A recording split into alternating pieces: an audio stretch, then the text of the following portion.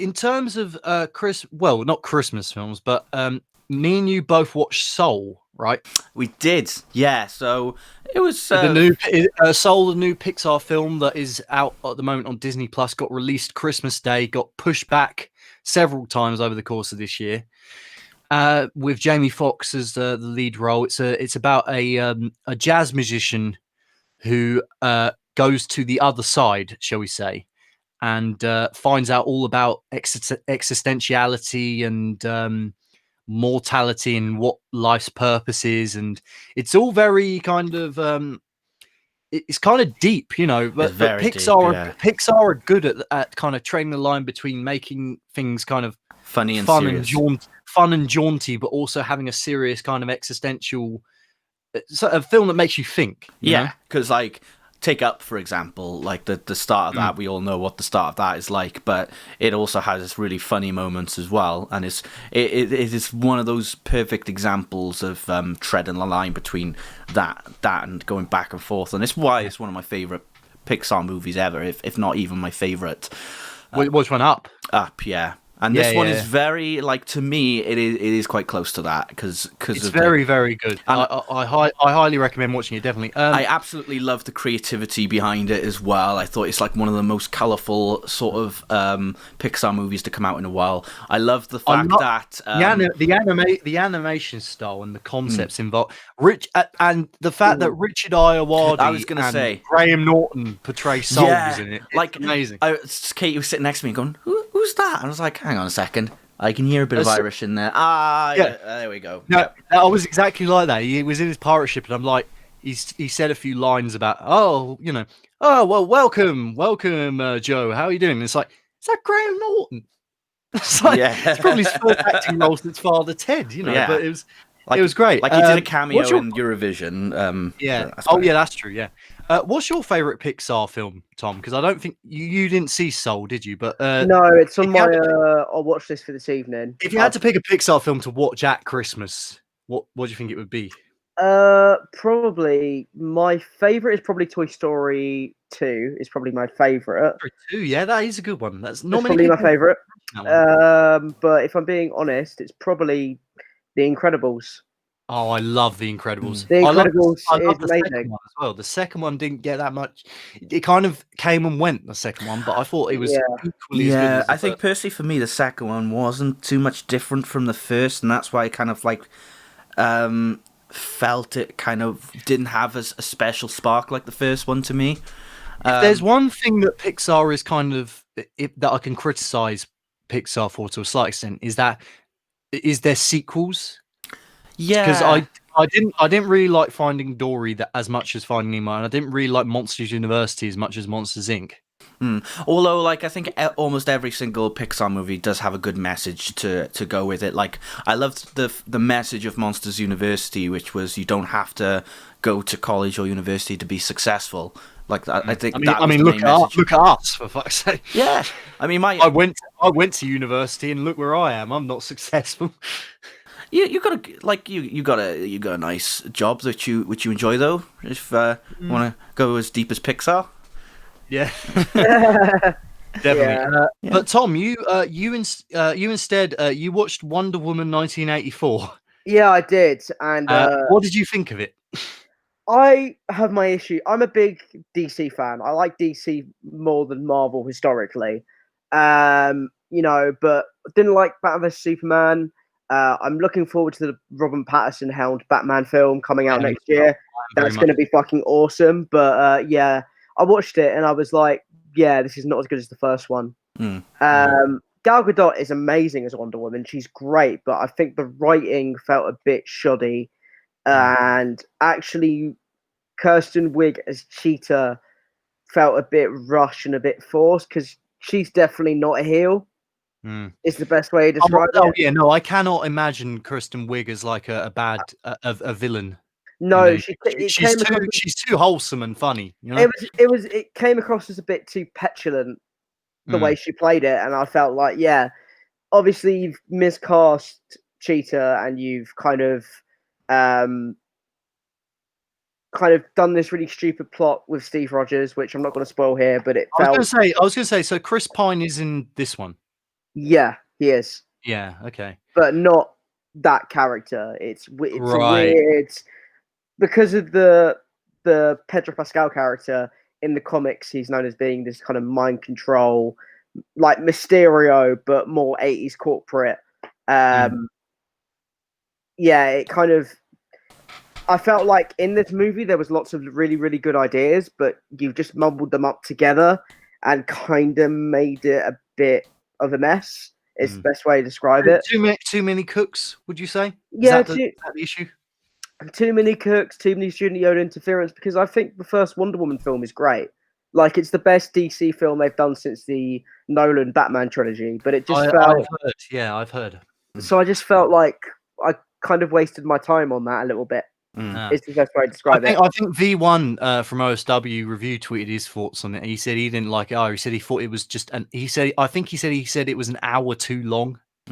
It felt really long as well. Like I was watching it last night and I was in a bit of a weird mind space anyway, and I was just like, yeah, I don't really want to watch this. And I put Big Mouth on after it because I needed a bit of a like. Big Mouth is inherently a lot more dumb and stupid than any other show on streaming services, but it's the kind of humor I need to cheer me up when I'm feeling down.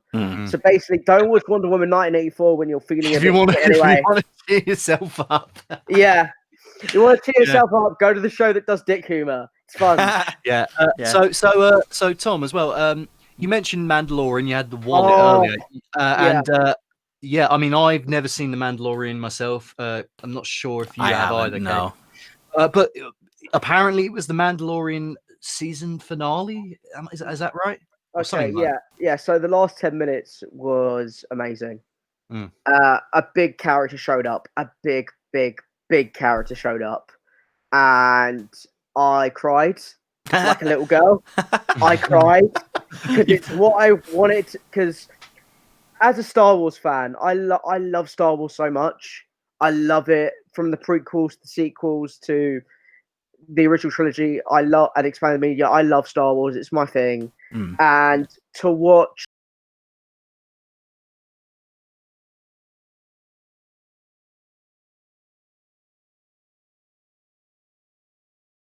and you know, and it was I didn't. I was watching it going, no fucking way are they doing this. No fucking way are they doing this.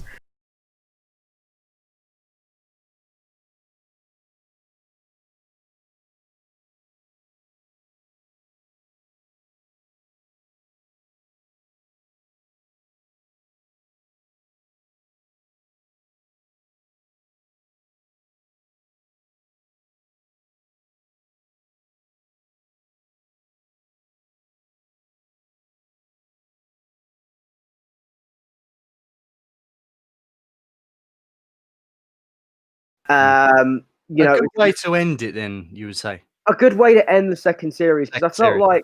I feel like they're doing it the right way now with Star Wars. There's lots of people out there who say that, who if they were disappointed in the kind of the last trilogy, and there was obviously a lot of its detractors, then the Mandalorian is the Star Wars thing that is actually worth Bringing it Because back, yeah. inherently, the Star Wars as a thing is inherently the best bits of Japanese samurai film mixed with westerns. That's what you want from Star Wars. That's why technically it's fantasy, but it's also sci-fi, also a western, a space western. But yeah, they're going to be doing other shows. They're doing Ahsoka Tano. They're doing obviously Ewan McGregor returning as Obi-Wan Kenobi next year as well for a limited Yeah, mate. series. Hayden Christensen. He deserves a decent film as Obi-Wan Kenobi. Oh no, he does. He does. I'm very ready for all the hello there's and Hello there. hello there. And I'm ready to see that part of his story get filled in because objectively Obi-Wan is probably my favorite character in Star Wars, apart from maybe Han and Boba, which I'm also glad about. I'm also glad about they brought back Tamara Morrison to play Boba in the new Book of Boba Fett series that comes out next year, Christmas 2021. So I'm optimistic about Star Wars right now.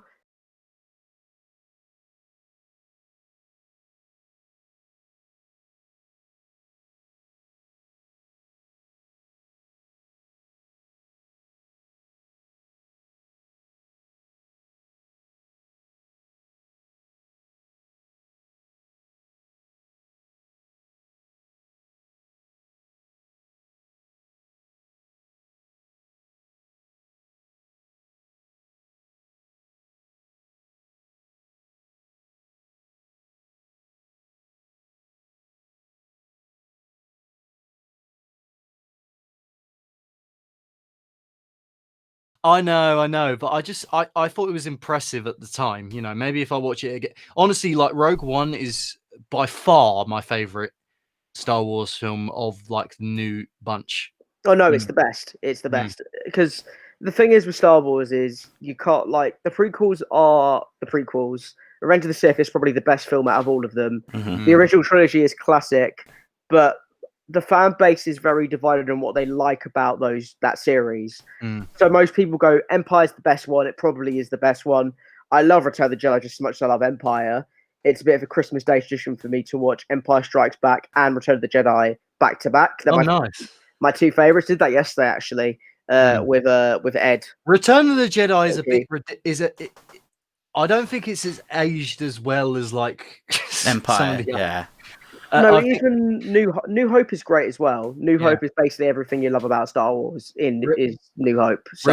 Return of the Jedi is a little bit silly in retrospect, I feel, but it's still very entertaining. It's just I don't think it's the best one.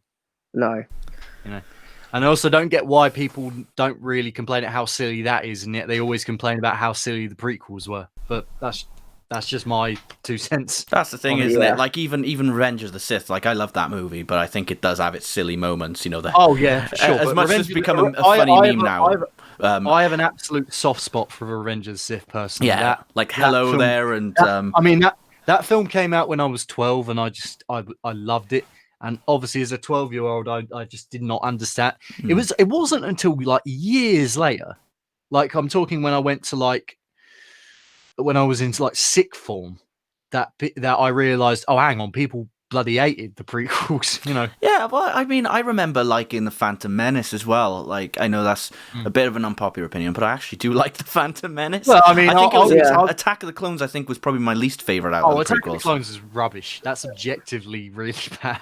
But Phantom Menace was the second best for me, and then No, the Revenge thing of the is, Sith. Attack of the Clones only really picks up halfway through when there's the big like Jedi fuck off Geonosis duel. Yeah, You know, That's and true. even that is dumb. Like I don't want to see Yoda flip around like a monkey and just. You know.